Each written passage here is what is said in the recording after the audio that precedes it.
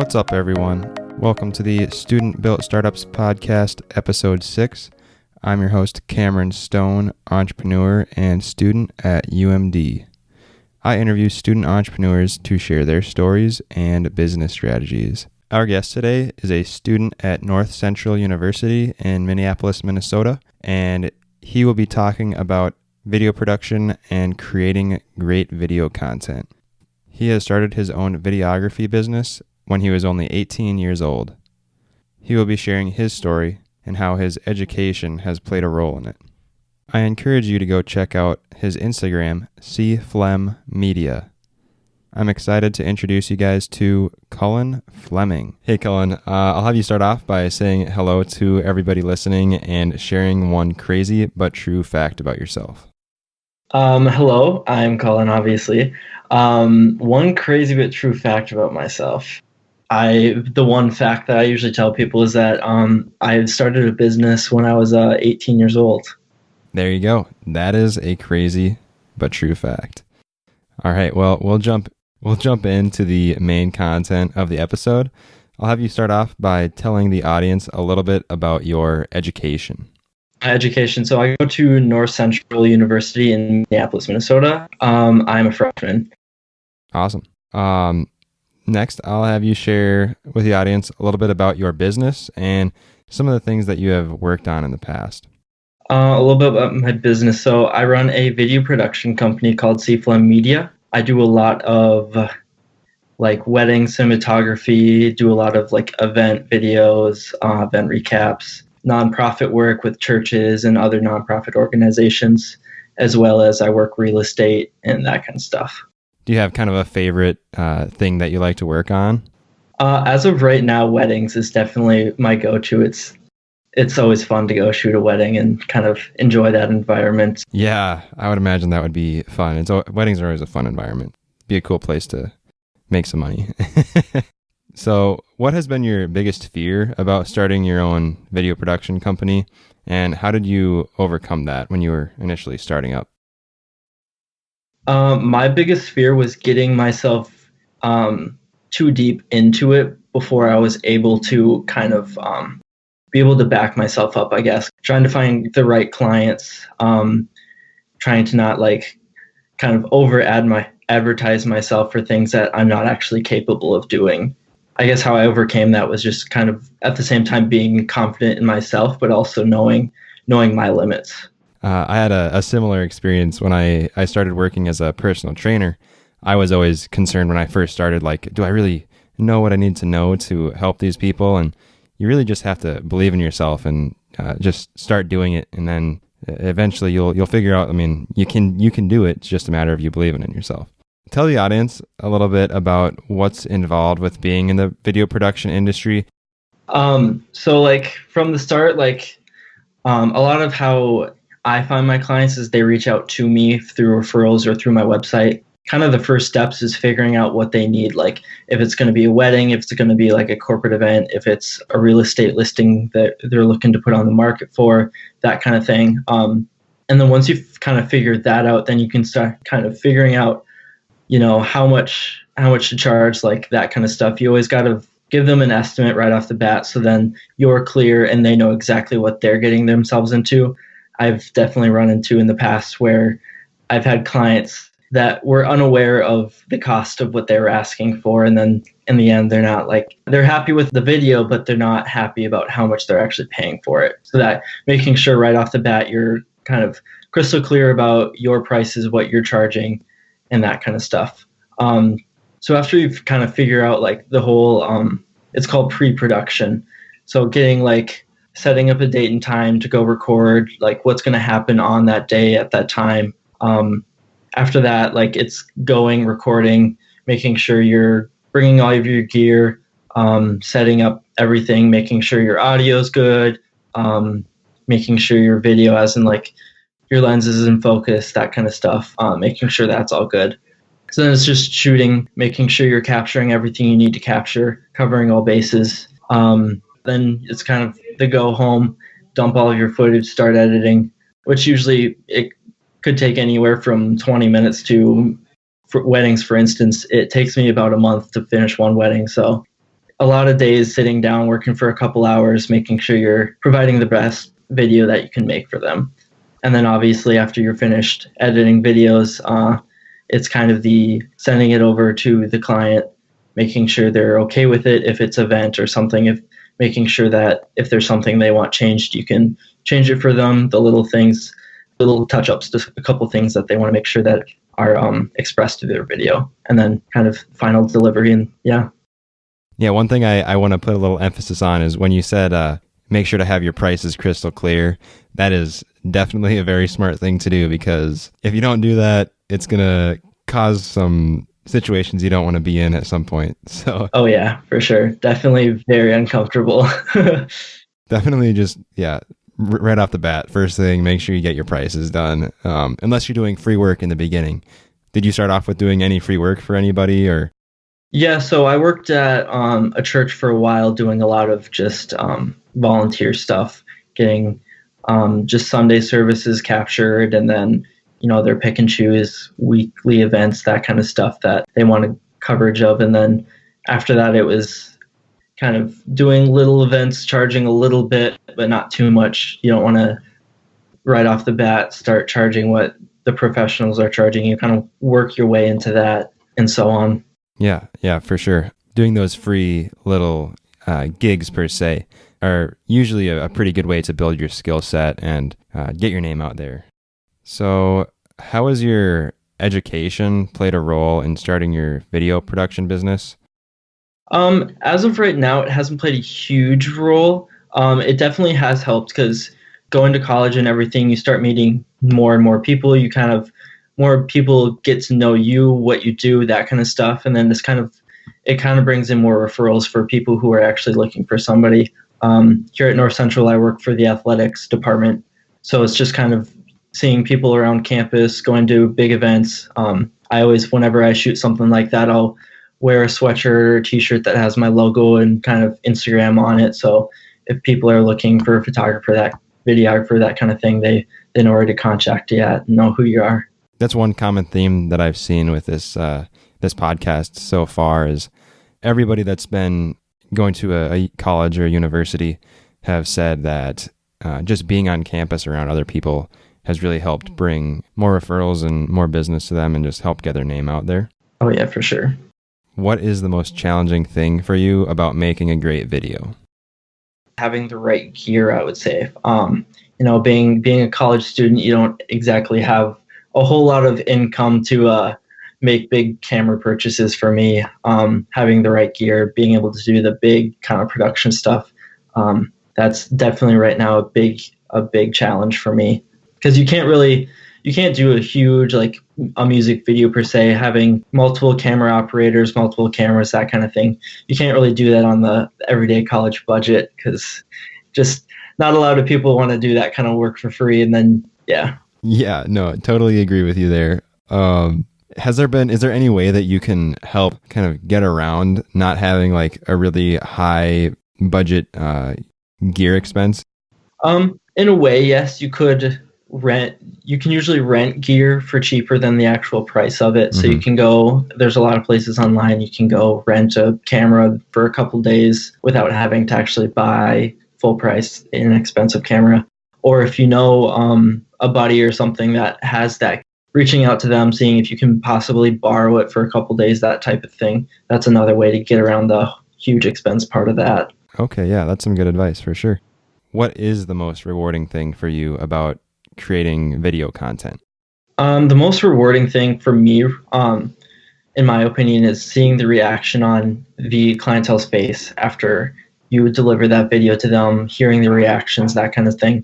Definitely when you're working in the wedding industry, you're making a video that they're going to look back on for years and years and years. So being able to provide a service that brings a big smile to their face when they can go back and see that video for the first time and relive that day. Yeah, definitely. That's cool that in the video production industry, you're creating essentially memories for them that they're going to have for possibly the rest of their life, and you help them kind of capture that. Yeah. So how have you leveraged being a student in your kind of entrepreneurial journey? I guess sometimes you can kind of use being a student as kind of like a kind of add on top of like you doing something, because typically when you're a student, people think like, oh, you're learning, like, this would be a huge, like, if I hire this person, it'll be a big step in their career, that kind of thing. I get it a lot where people are like, you're a college student, you're trying to start a business, like, I'll definitely work with you because I wanna support your career, get your career rolling, that kind of thing. So what originally led you to pursue video production? So my father is a photographer. So from a very young age, I was exposed to kind of like the whole camera scene, taking photos, doing a little video, that kind of thing. It really kicked off when I was in middle school, actually. I had bought a little cheap camcorder thing, and I would go to the local ski hill with my friends and make a couple of videos every couple of weeks, just that kind of thing. And then definitely when I started going to church, I started volunteering for our media team, doing Sunday videos, that kind of thing. That really kickstarted my career, getting into video and that. How long would you say that you've been creating actual, like, kind of quality videos for? I would say about a year and a half. I've been doing like clientele work that's like getting paid for gigs, that kind of thing. Well, we're about halfway through our interview now, so we're going to take a moment for a brief advertisement. If you're going down your entrepreneurial path and you believe that it's time to start creating a website, the first step is to purchase a domain name and find a web hosting provider. What I have used for all of my websites that I have created has been Bluehost. Bluehost is by far my number one recommended web hosting provider. Bluehost is super easy to use. They have great customer service that will answer any of your questions, and they are also a partner with WordPress, so the compatibility between them is great. And to make this even better, as of January 2020, they offer a killer deal for your first year of having them as your hosting provider. Your whole first year can start as low as $2.95 per month. Included with this, you'll get a free domain name, 50 gigabytes of storage, unlimited bandwidth, and a 99.9% uptime guarantee. So if you're working on creating your website for your business, I encourage you to go check out bluehost.com. We have the link in the show notes, so go click that link and get started on creating your home base for your business. Now that we're back, we're going to switch over to kind of talking a little bit about what's involved with becoming a videographer and getting better at taking videos and that kind of stuff. So what is the first step someone should take when they're trying to create great video content? The first step is getting the idea. A lot of people I've seen are like, I want to start making videos, like, what should I do? And a huge step in that is like, what kind of video are you trying to make? I started off with snowboarding videos, so going to the ski hill, finding some people that are good or semi-decent at snowboarding, kind of following them around for the day, that kind of thing. Kind of finding where you want to start, what kind of industry, what your end goal in creation is. Okay, cool. Yeah, I wouldn't have really thought of that as being a first step, but that totally makes sense now that you say it. Would you say that kind of having that idea of what the video is going to be like in your head, is that more important than, let's say, having like the next model up camera? Oh, of course, yes.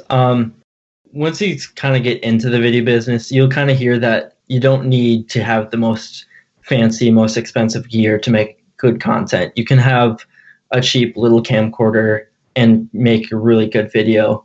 I see a lot of people going around today making the excuse of, oh, I can't make this video because I don't have this camera. Mm-hmm. You can still make, it might not be the most high quality, like Red cinema camera level video, but you can still make a great video with what you have.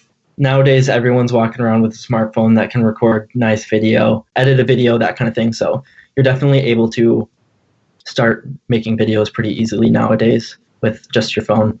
Having that phone in your pocket is pretty amazing. With some of the like new iPhones, those cameras are insane. Oh yeah, they're crazy. So how do you personally promote your business? Yeah, so a lot of times what I'll do after a big video, You get the paycheck for the video. First thing I'll usually do is I'll go on Instagram, I'll post the video. Sometimes if it's not a huge video, I won't boost the post, but if it's like when I shot my first wedding, after I finished that video, posted on Instagram, I boosted it for a couple bucks. You can usually get like a couple hundred more people see the video, that kind of thing. So boosting posts on Instagram usually helps me promote. Yeah, that's something that I've played around with a little bit in the past, and it's nice being able to have that capability to get more people to see your content. So what would you recommend to someone who's trying to start creating video content and they're looking at purchasing their gear? I would definitely make sure that you do your research first. Make sure that you're getting the best camera for the amount you're looking to spend. I see a lot of people, dropping a lot of money on an expensive camera body, but not dropping a lot of money on a nice lens. It kind of helps when you're kind of balancing that out, because you can have a nice body, but if your lens is a $50 lens, not that you can't find good lenses for $50, but when you're buying an expensive camera, you want to make sure that you match that level with your lenses as well. That would make sense, because I'm sure if you have whatever, I don't know really the prices of cameras, but if you have a really, really expensive camera and not a very nice lens, that's probably going to take a lot away from having a really expensive camera. Oh yeah, for sure. So would you say that being in the video production industry has similar aspects of kind of being in the marketing industry? For sure, yeah. Because a lot of companies today use video as their marketing strategy. A lot of people on social media that are starting to try build businesses or have big businesses are starting to integrate video into their marketing strategies. It kind of allows the viewer to kind of see a little bit more than just what a photo can provide for a product or a service, that kind of thing. You can kind of, if it's a service, you can see what they do in action. An example is for like a tree removal company. If they post a picture on Instagram, you can see one frame of what they're doing. But if you post a video, you can kind of see their strategy start to finish, their whole process, what they do, that kind of thing. It kind of provides a little bit more in-depth detail of what the service is. And usually customers like seeing the process a little bit more before they actually kind of take the next step into hiring you, that kind of thing. And I'll say kind of in all aspects, I think video is becoming more and more like the normal. I know maybe 5 years ago, just static images were like the standard, but now for advertising and even social media, it's like videos are the like new standard. Oh yeah, for sure. So what are some tips that you can give for taking great videos? Some tips: making sure your lighting's good. Also audio, making sure you don't have really quiet audio or peaking audio where it sounds really distorted. Making sure that the little things, or not actually little things, kind of the main things in the video are perfect before you start worrying about crazy effects. Making sure the basics are done properly. So we're going to move on to the last section of the episode. It's called the Fast Five section. So I have 5 questions, and we're going to do our best to go through them fast. All right. So what is the most valuable class that you have taken? The most valuable class I've taken, I took it in high school, actually. It was a broadcast media class. Would you say that's helped you start your business? Oh, yeah, for sure. Yeah, for sure. What is one book that you would recommend? I take a lot of biblical classes, so I read the Bible a lot. So that's one book you can read. All right. What is one business tool that you would recommend? Business tool, I definitely use Instagram a lot. I see it as a huge help to my business. A lot of people scroll through Instagram on a daily basis.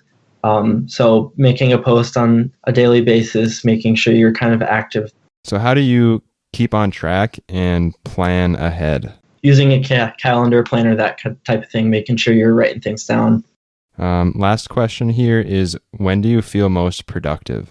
I am definitely very productive late at night. So I'll stay up until 3 a.m. sometimes editing videos, because for some reason that's when I'm most productive at night. Yeah. I'll say that so far there's 2 themes for people being most productive, and it's either early in the morning or it's very late at night. And I think it's because you don't have as many distractions. Oh yeah, for sure. I think it plays a big role. Oh yeah. So you gave some great advice and insights about videography and the video production industry. But before we wrap up, I'll have you state one main takeaway that you would like the audience to remember. One main takeaway I want the audience to remember, I would think, is, know your limits, know what you're capable of, and like, don't set yourself short. You don't have to have the most expensive gear to make a quality video. You just have to have the drive and the passion to do so. Awesome. That is a great main takeaway. So where can the audience find more about you and or your business? Definitely my Instagram. I have a personal Instagram and I have a business. My business Instagram is CFlem Media, CFlem.media. And then my personal Instagram is Cullen Fleming, CULLFLEM.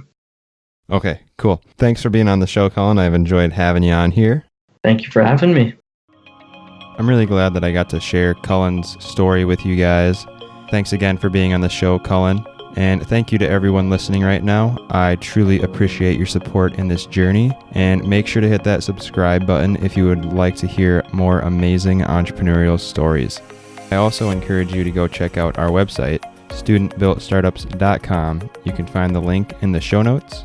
And we have all of our content uploaded there, and you can find out more about the Student Built Startups podcast and myself. I'll catch you on the next episode.